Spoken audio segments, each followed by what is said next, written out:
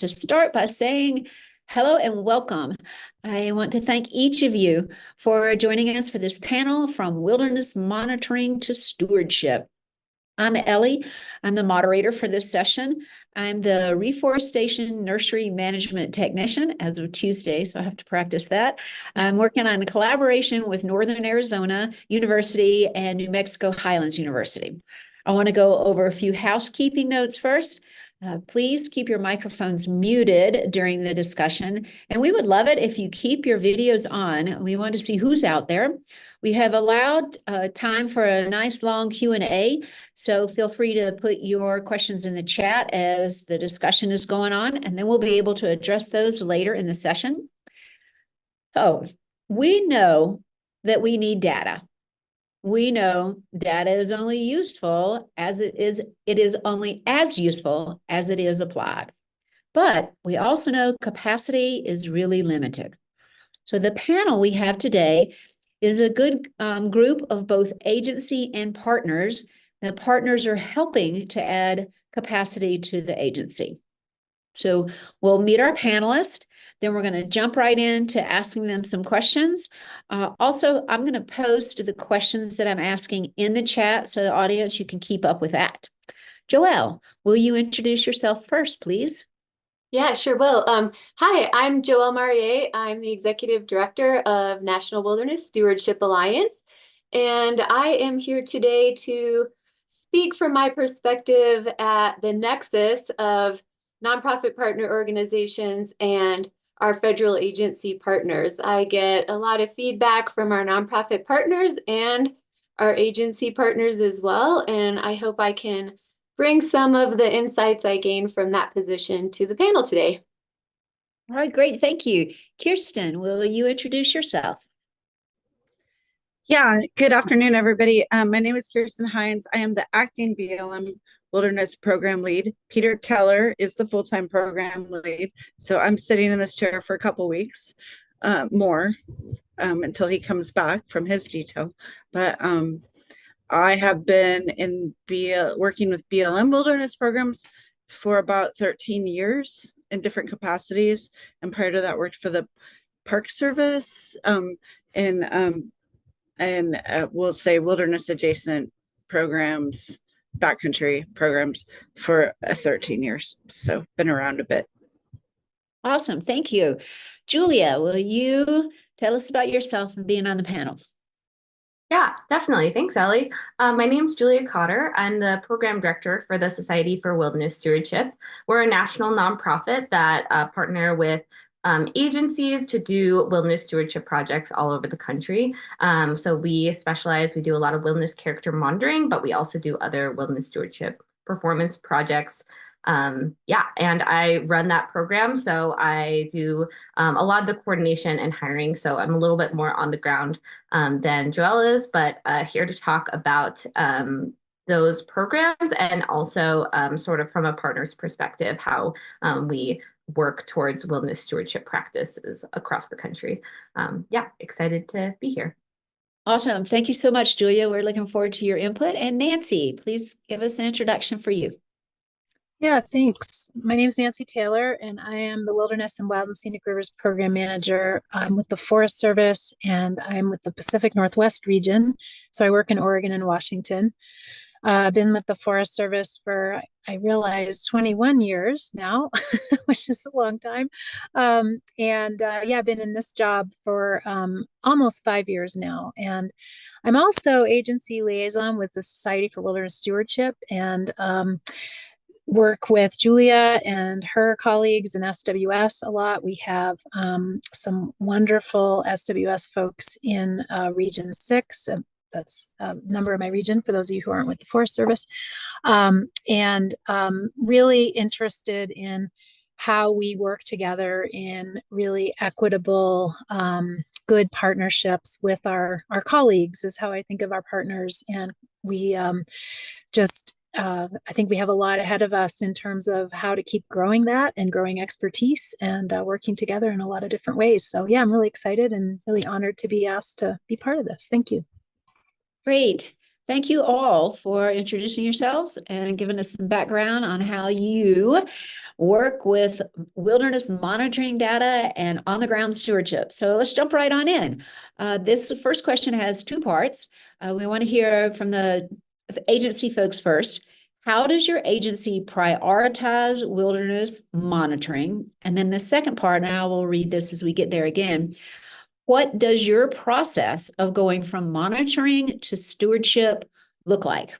So we'll start with you, Kirstin. What does your agency, how does your agency prioritize wilderness monitoring? Well, first off, I can see a lot of very experienced and talented people are also in this session. So shout out to all of you, some of whom I know in BLM and other agencies.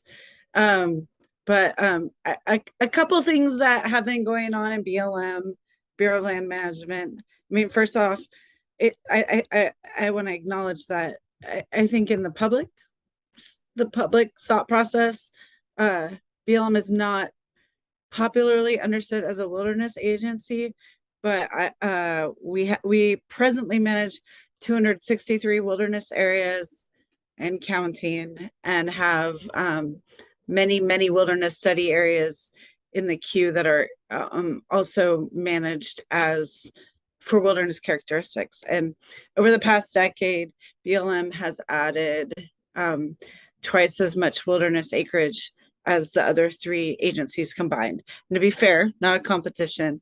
A lot of that is because BLM didn't have the authority to manage wilderness until 1976, when our Organic Act, the FLPMA, was passed. So right now it's 4% of BLM's total acreage.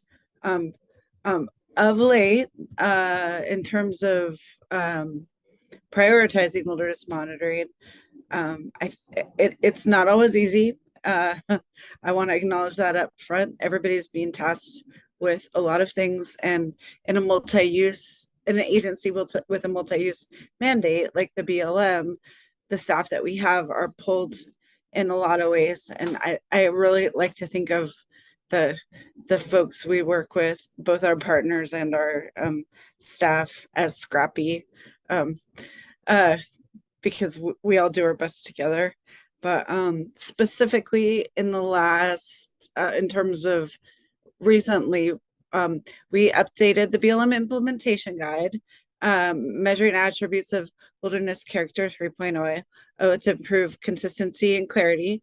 A big shout out to Cody, who's on this call with National Wilderness Stewardship Alliance, for his work on that. That partnership has been really, BLM, I believe, was the last agency to get in a partnership, a formal financial assistance agreement partnership with Wilderness Stewardship Alliance, and that has been really fruitful in helping us make progress forward, because once we have all of our wilderness character baselines completed, then we can, like, that's the bigger lift. The upfront end is getting them in place, and then the 5-year monitoring after that hopefully won't have too many dramatic things in terms of change, and are just doing our job of keeping an eye on our resources, both in terms of wilderness character and the resources we manage in wilderness. Also in BLM, we have at the state office level with the national program, monthly wilderness and wild and scenic river calls, where all of the information that we learn, and hopefully a lot of the information, gets pushed out to the state to be communicated with the field, and we can have open communication across the Bureau about the wilderness program and wild and scenic rivers. And then, as I already mentioned, we have cooperative agreements with SWS, and right now we have Cody at headquarters. We have Nick Barba in California, who's completed just this year, well, within last year, 10 plus baselines and counting, and we think we're going to get about 20 of the California wilderness character baselines done. We have 2 SWS day-ins in Colorado that helped with the 5-year reports, Jesse Knuckles and Matthew Merritt, and in collaboration with the Forest Service, additional joint reports inclusive of California and Oregon and Washington. So in keeping with the theme of the conversation, the way we get a lot of it done was very collaboratively, and we're learning and growing all the time. And yeah, so I think I'll leave it there.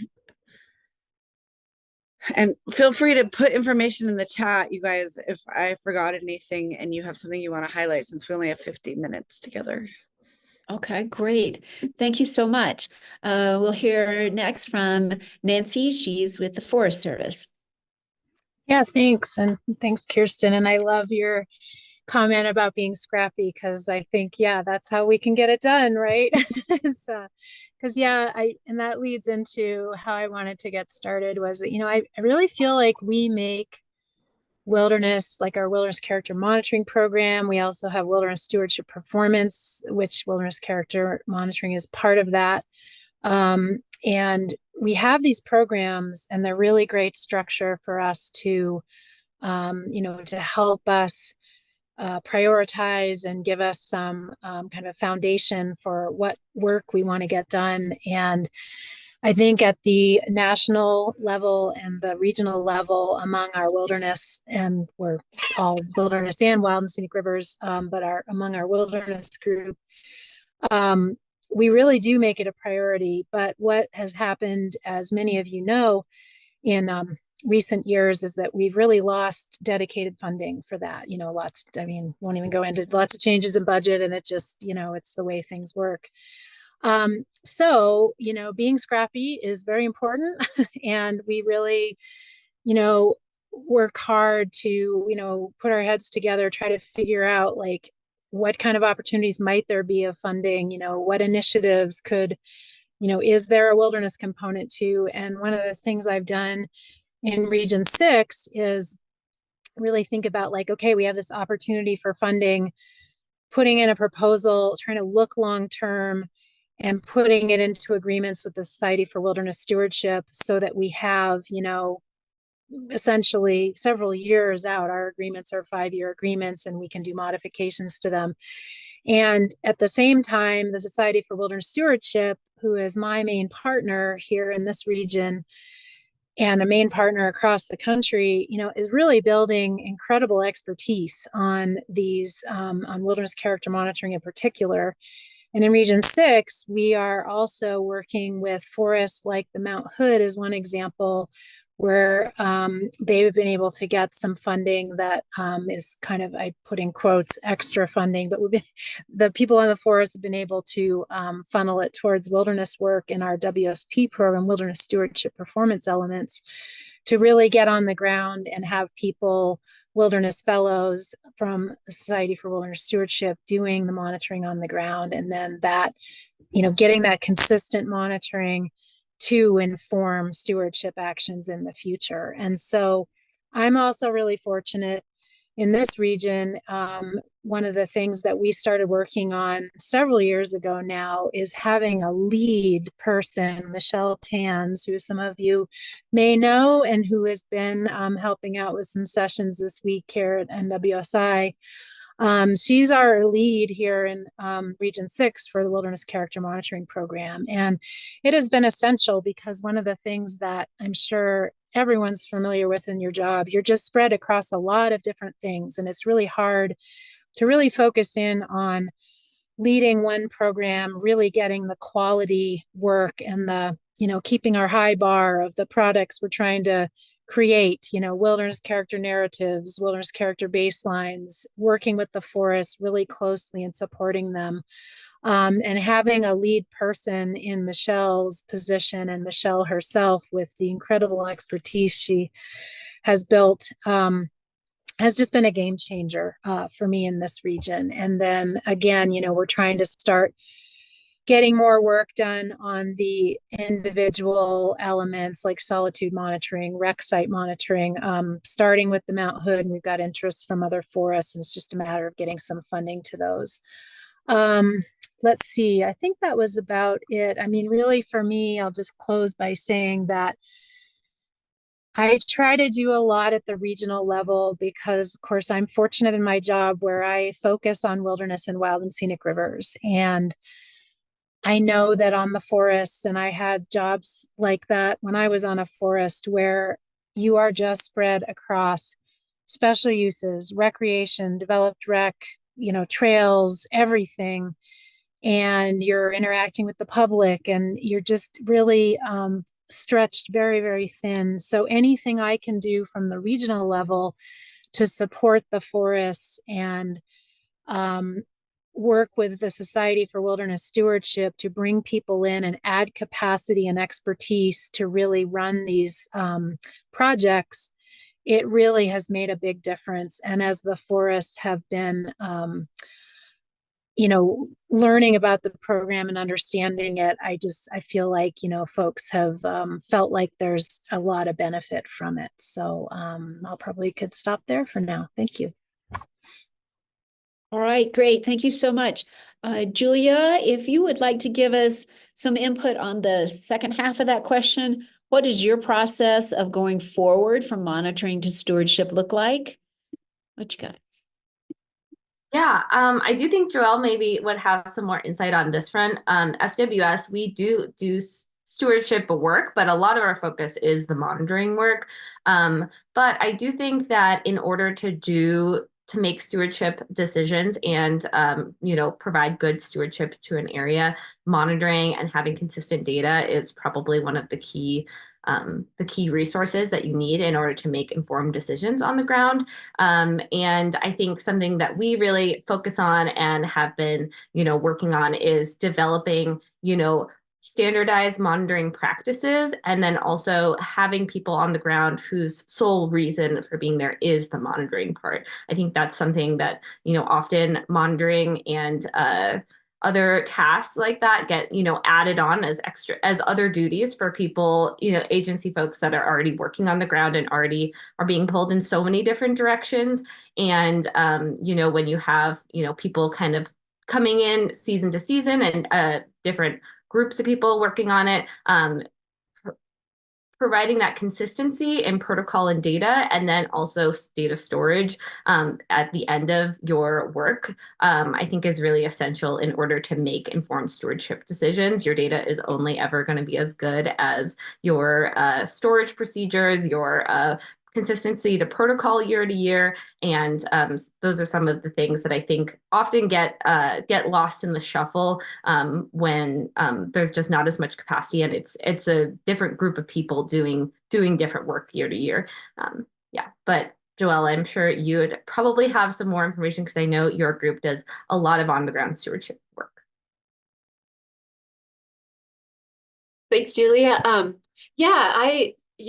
organization is, maybe I would say, a sister organization to SWS in the clearest terms, but we take the monitoring data to the next level. Sometimes our partners are involved in on the ground monitoring, but a main thing we do is offer funding programs for wilderness stewardship performance with the Forest Service, and that helps us to engage a range of nonprofit partner organizations across the country, whether they're volunteer-based and volunteer-led, or more sophisticated organizations that have a full staff and a more broad service area.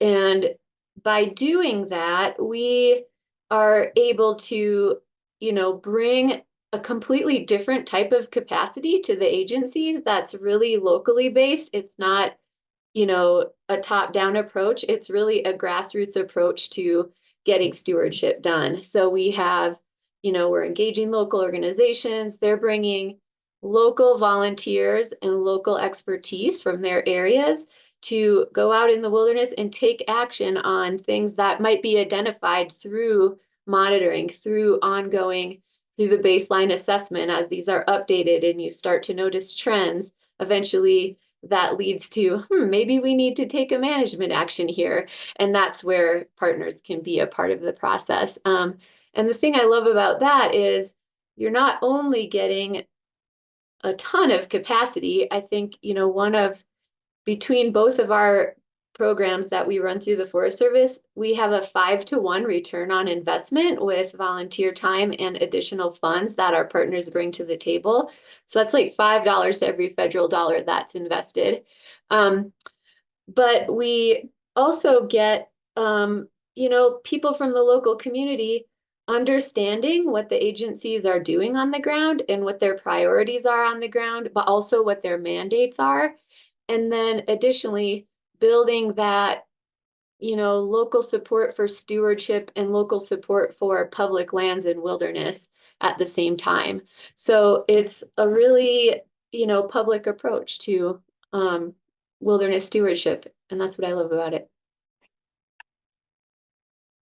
Okay, great. Thank you, all four of you, very much.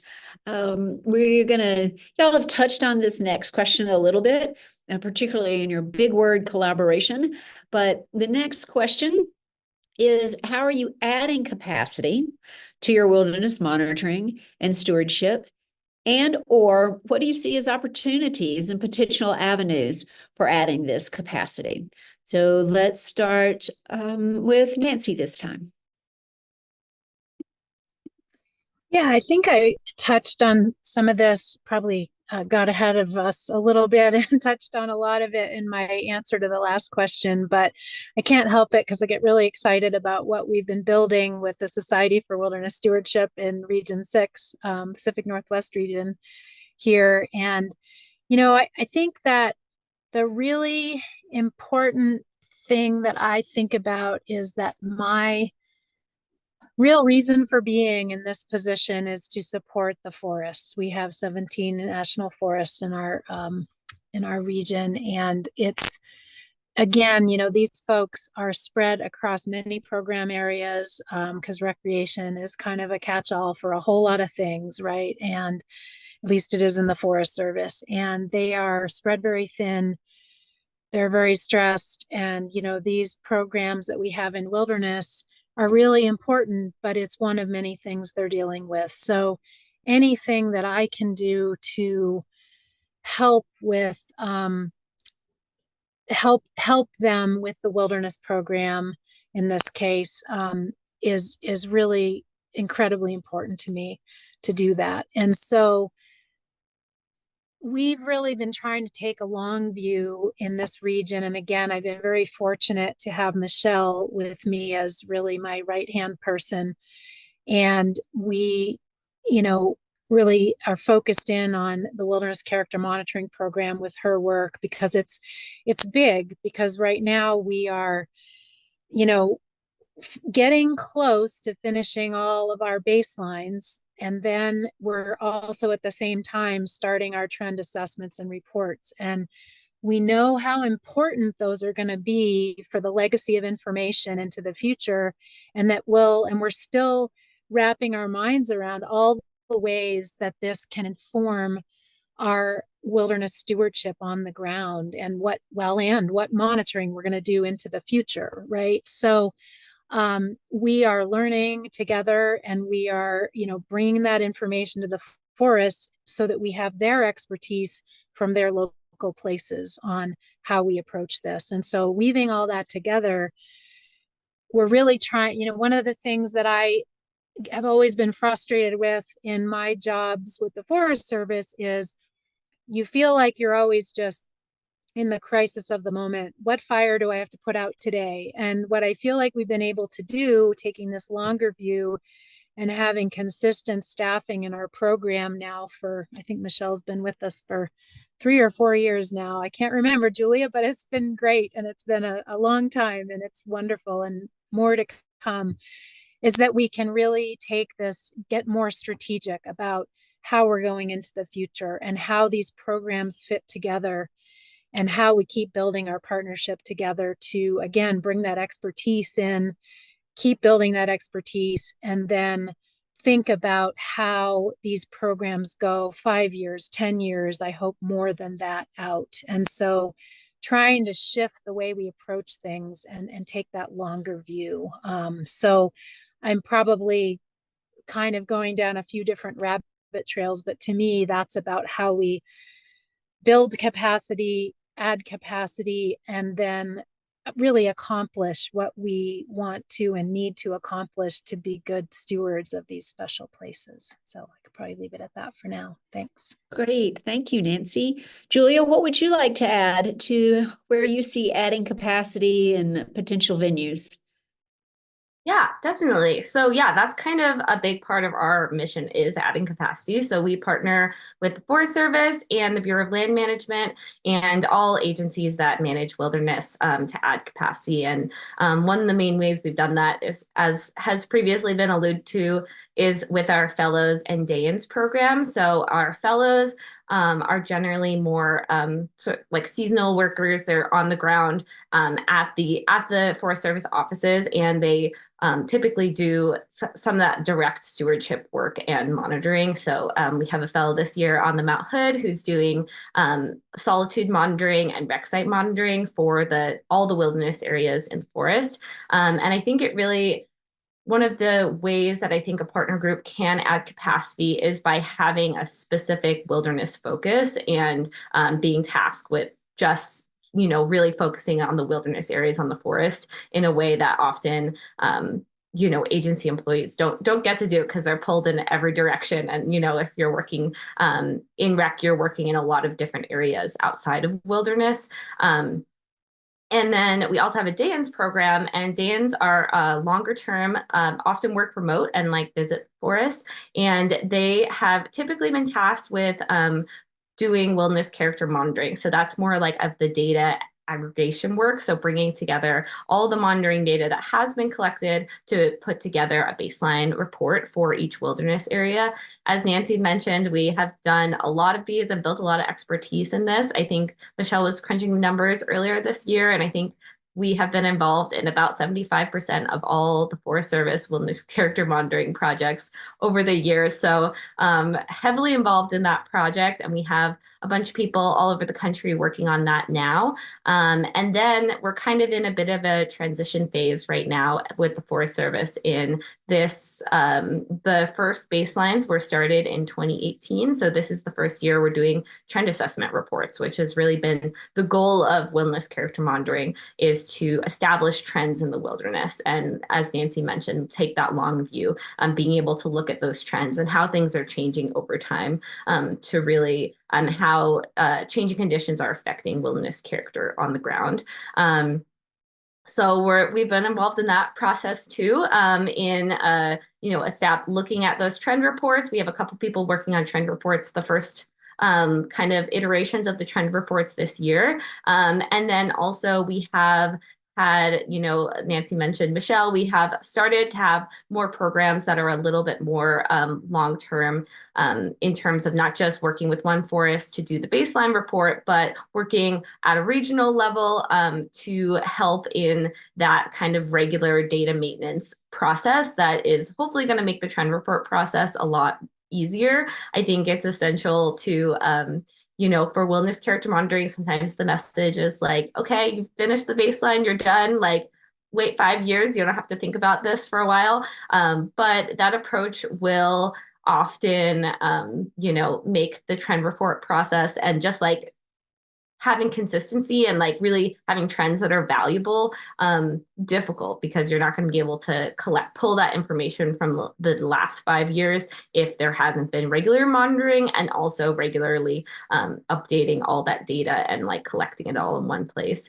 So we've had some more people working at a higher level to help with that that data maintenance, making sure that monitoring is being done in different wilderness areas, and then also supporting the continued reporting of that monitoring in one place. And then we also work with Bureau of Land Management. Kirstin mentioned some of the folks that we've had working in California and Colorado, and Cody, who's on this call, who is working in headquarters, and he's really been instrumental in updating the BLM implementation guide. That's really been important. They had some gaps in the guide in the second in duration. I think this is 3.0. So he's been working really closely with Peter and now Kirstin to flesh out some of those measures a little bit and explain how they can actually be implemented on the ground. So we kind of run the gamut in terms of like the different levels that we try to add capacity. And I think what is important about our program is our focus in wilderness and our ability to focus in wilderness because we don't have all the extra things added to our job title that often agency folks end up having. Yeah. All right, great. That's a really wonderful update on capacity. Joelle and Kirstin, I'm going to ask y'all to just fill in with that gap because we want to make sure we have time to really discuss the barriers and then give the audience time to talk about it. So Joelle, tell us what you have for capacity and then we'll get to you, Kirstin. I can keep it brief and just build on what Julia was talking about. And, I think I already shared what we do for capacity engaging partners. But, in the second part of that question, what do I see as potential avenues for adding capacity? One thing I see working well in places that are implementing it is to engage partners and partner organizations in that ongoing stewardship and ongoing monitoring that Julia was talking about, because you have nonprofit partner organizations with volunteers who have a ton of expertise from their professional lives, and they love to get out in the wilderness and have something to do. And they're good at it, but they need the tools to do that. So, I think using partner organizations to just continue that drumbeat of year-to-year monitoring, whether you have a model where you're rotating campsite monitoring over a 5-year period and you're doing that every year in different parts of the wilderness, or whatever your model is. I think partners are such an important asset to keep in mind, and they can be supplying the data that then feeds into these wilderness character baseline assessments and the trend assessments over time.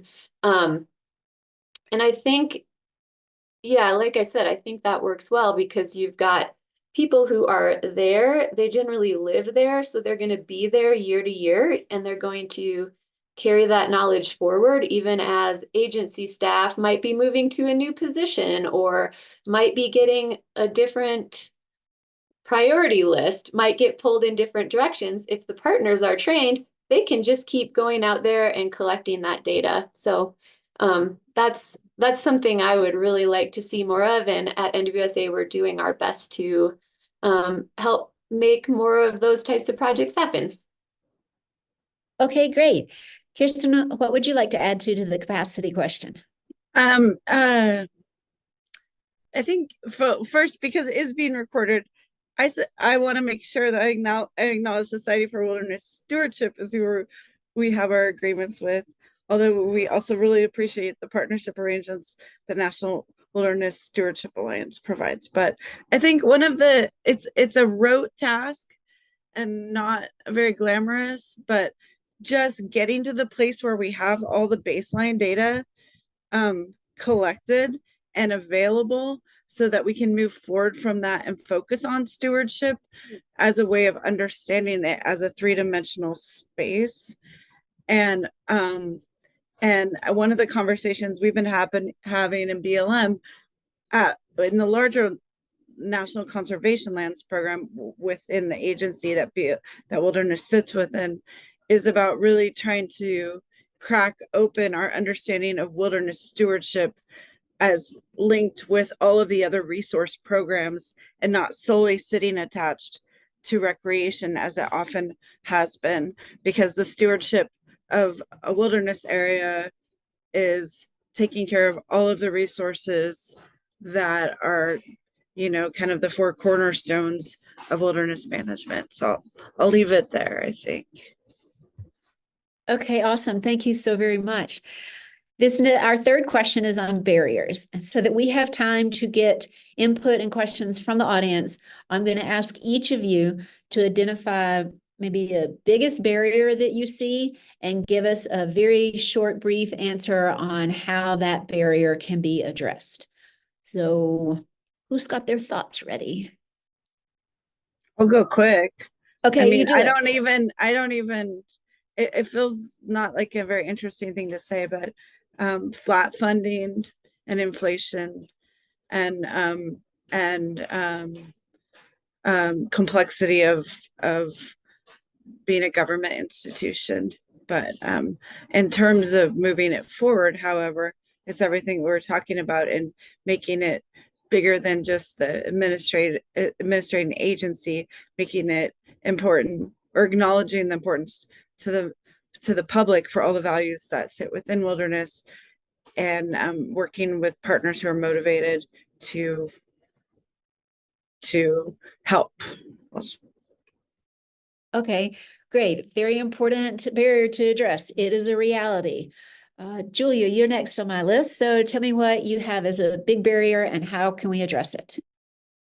Yeah, I think funding is like the obvious one that's going to come up quite a bit.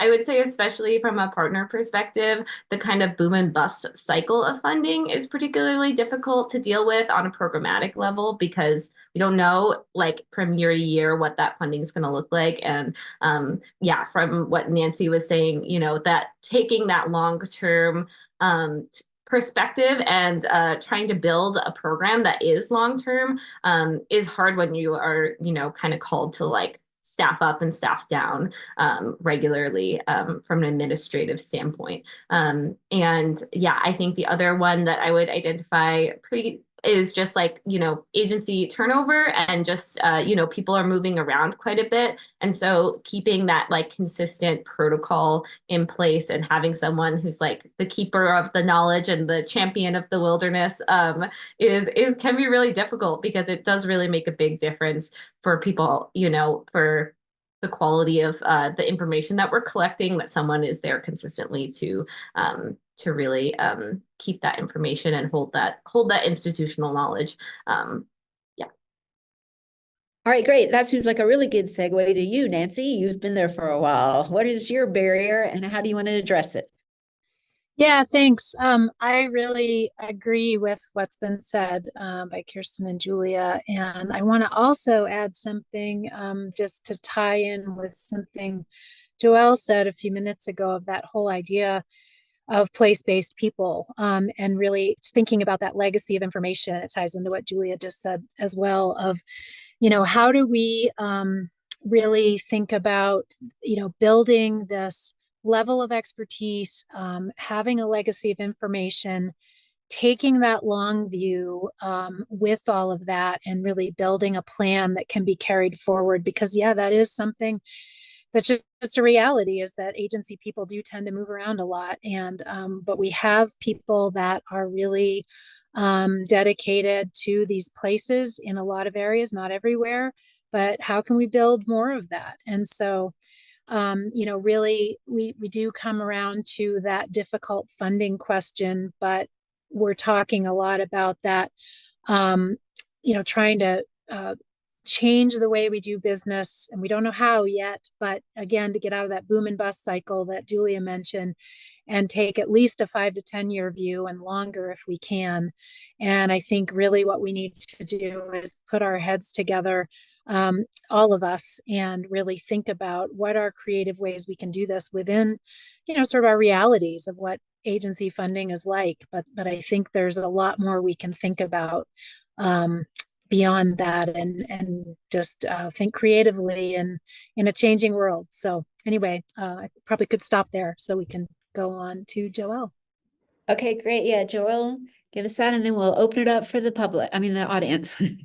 Yeah, I won't reiterate what other folks have already said, but agree that, you know, capacity and flat funding and sometimes declining funding or sporadic funding are real challenges. But coming from a partner perspective, something that I see as a bit of a barrier is just a lack of communication and a lack of understanding from partners about what is expected if they are going to partner with agencies and how they can, you know, what do agencies need? What data format do they want it in? And what tools should they be using to help collect data? And I think a pretty, at least it seems to me, a potentially easy first step in that process is for agencies, both like with interagency, because sometimes you have, or intra, whatever the word is, sometimes you have, different forests working on different apps or using a different data collection system. So, making sure that agencies are using the same data collection systems, and then also attempting to make sure that all agencies are kind of using the same systems so that we can develop tools like an app, for example, that are affordable and easy for partners to access, and then pair that with trainings that, somebody like NWSA could offer for partner organizations, and do that every year in partnership with our agency partners to keep partners up to date on changing agency priorities, changing, ways of collecting data. And I think, really just making sure the tools are standardized and easy to understand and use is really important to, adding capacity. Because if you don't have that, you have people collecting data in all kinds of different ways that may or may not be useful. Sometimes if they're not collecting data in the right way, it actually creates more work because you suddenly got a pile of paper, monitoring notes, and you've got to translate all of that into an electronic system. So yeah, I'll leave it at that because I don't want to take up too much more of our Q&A time. Thanks. Okay, thank you all so very much for this great information. We got a really good foundation, understanding.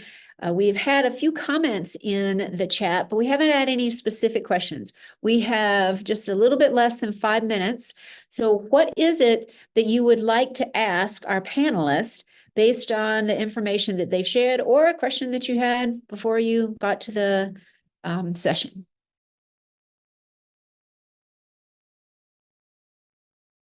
You can raise your hand or you can put it in the chat.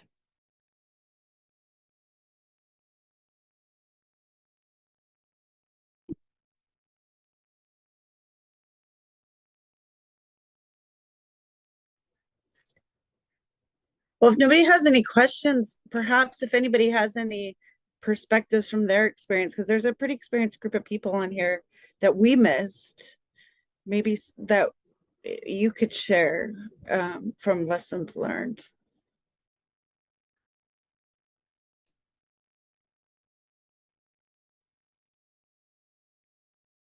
Don't be shy.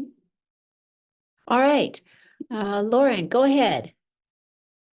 Sure. I don't know that I have that much to share other than what has already been shared, but I did think of one thing to add. And hi, I'm Lauren Beddoe. I'm the BLM Oregon Washington Conservation Lands Program Lead, and have been delighted to partner with both the Forest Service and Society for Wilderness Stewardship on moving the ball on our wilderness character monitoring over the last few years. The one thing I'll just add is I think there was a perspective in the BLM a decade plus ago that we really wanted to do our wilderness character monitoring in-house in order to make sure that that understanding and knowledge was embedded in the folks who were working in the local office. And I completely understand that perspective, but I think reality has reared its ugly head, and it was just very clear that we were not going to be able to accomplish what we needed to accomplish without partners. So I think from a practical standpoint, I think it's awesome that we've moved onto a more partnership focused model for this. And then also beyond that, I think sort of the acknowledgement that having this understanding and knowledge in as many places as possible is a really positive thing, that sharing this work and what comes out of it across both agencies and partners is a real positive. So I guess, yeah, just sharing that sort of shift in perspective that I think has happened over time, I think is really positive. Yeah, and all of the Arthur Carhart Center resources for training are publicly available and available to everybody. So it's cracked open a lot. Yeah, absolutely. I'm going to keep an eye out to see if anybody else has some more comments. But in the meantime, I'm going to share with y'all some links. We do have a survey link that we hope that you will do. That is for the session link. And then we have an event survey link. We also have another session coming up after this one. We have two. The next immediate one is the Wilderness, Wild and Scenic Rivers, Climate Change, Wildfire, and Prescribed Fire. So I'm going to add that into our chat. And anything that any of the panelists would like to offer at the end? I want to thank you very much for participating, joining us, giving your information. And I want to also thank all the audience members for being here. It's really great to share all this information and brainstorm and collaborate and see where it can take us and how we can, as Nancy said, really take care of the land. For the good of the order, I'll just say thank you to everyone who has been helping us from Society for Wilderness Stewardship and National Wilderness Stewardship Alliance to help move the proverbial ship on studying some of our ability to accomplish taking care of these wilderness areas. Yeah. Thank you guys so much for having me. I really appreciate it. I wanted to add just quickly to Lauren's and Kirstin's comment is just, I think something that we think about and talk about all the time is, all of our processes are really collaborative with the agencies, and we really could not, the people on the ground are always going to know the wilderness better than anyone else could. And yeah, we were lucky enough to work really closely with a ton of agency folks that are super passionate and, just kind of at capacity in terms of wilderness stewardship often. I also think we provide, all the folks that I've been lucky enough to work with and hire their, some just great people that I've really enjoyed working with. And they also just want to, a lot of people who take these jobs are really interested in working with agencies and getting that insider perspective on like what those jobs look like. And so I really appreciate all the people on this call, especially you guys for hosting the panel, but thank you so much for having me and for the long-standing collaboration. It's been incredible. Yeah, I would second all of that since I know we're at time. And yeah, thank you all and enjoy our collaboration with the BLM and definitely with SWS and Joelle, more to come because we've just met each other and have already started having some great conversations. So looking forward to the future of working more with NWSA. So thanks. Yeah, and thanks everybody. Thanks for participating in this panel and all of your expertise and awesome partnerships. And I just want to put an offer out there to anybody who's on the webinar or on this call and has ideas about ways that we can, help add capacity to stewardship that haven't been mentioned. Reach out. We're in constant communication with our agency partners, and it's a great way to, help us and help each other understand what our various communities need to collectively elevate wilderness stewardship. So please don't hesitate to reach out. You can find my contact information on our website, wildernessstewardshipalliance.org. Hopefully I got that right on the spur of the moment. But yeah, thanks so much, everybody. All right. Thank you all.